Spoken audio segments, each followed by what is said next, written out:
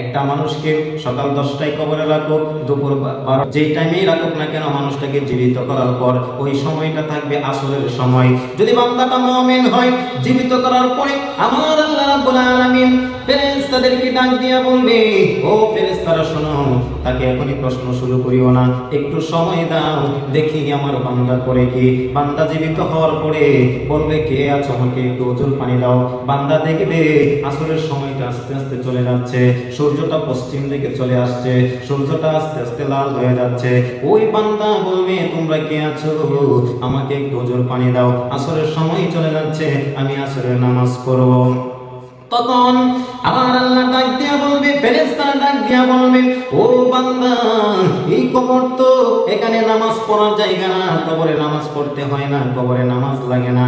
এবার বান্দা ডাক দিয়া বলবে, আল্লাহ তুমি আমাকে কেন আসরের টাইমে মৃত্যু দিলা, আল্লাহ তুমি কেন আমাকে আসরের টাইমে মৃত্যু দিলা, আর একটু পরে যদি মৃত্যু দিতা, আমি দুনিয়া থেকে আসরের নামাজটা পড়ে আসতাম, আমি মনের মধ্যে তৃপ্তি পাইতাম, একটা সিজদা হইলেও তোমাকে আমি বেশি দিতাম।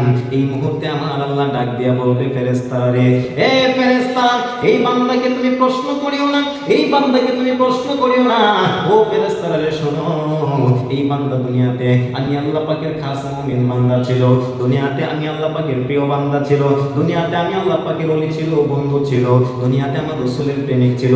এই বান্দাকে প্রশ্ন করা লাগবে না, আমি আল্লাহ তারে বিনা হিসাবে জান্নাতবাসী করে দিলাম।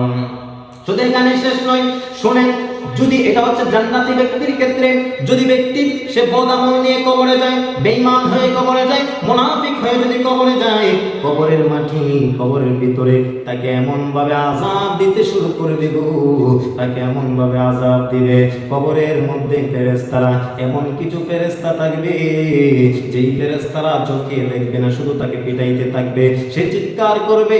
এমন কিছু ফেরেশতা আছে কানে শুনবে না, তার চিৎকার শুনবে না, শুধু পিটাইতে থাকবে। এমন কিছু ফেরেশতা থাকবে বুবা, কথা বলতে পারে না, বুঝে না, সে বুঝাইতে চাইবে, কোন ফেরেশতা বুঝতে চাইবে না, এমন ভাবে তাকে পিটাইতে আঘাত করতে শুরু করবে। বিশাল বড় বড় সাপ আসবে তাকে কামড়ানোর জন্য।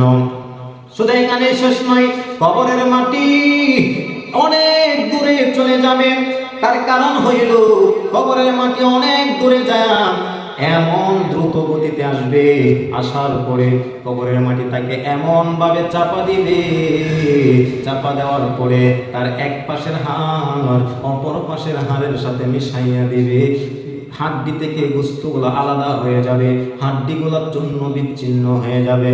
এত কঠিন আযাব আপনি কিভাবে সহ্য করবেন? এত কঠিন আযাব আমরা কিভাবে সহ্য করব?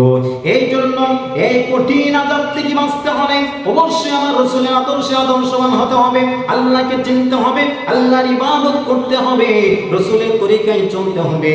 এই কবরের আযাব থেকে বাঁচতে হইলে অবশ্যই অবশ্যই আমার আল্লাহ এবং তার রাসূলের পথে চলতে হবে। যদি আল্লাহ এবং রাসূলকে যদি না চিনেন, তাদের পথে যদি না চলেন, রাসূলের তরিকায় যদি না চলেন, নিঃসন্দেহে আপনি জাহান্নামী হয়ে যাবেন।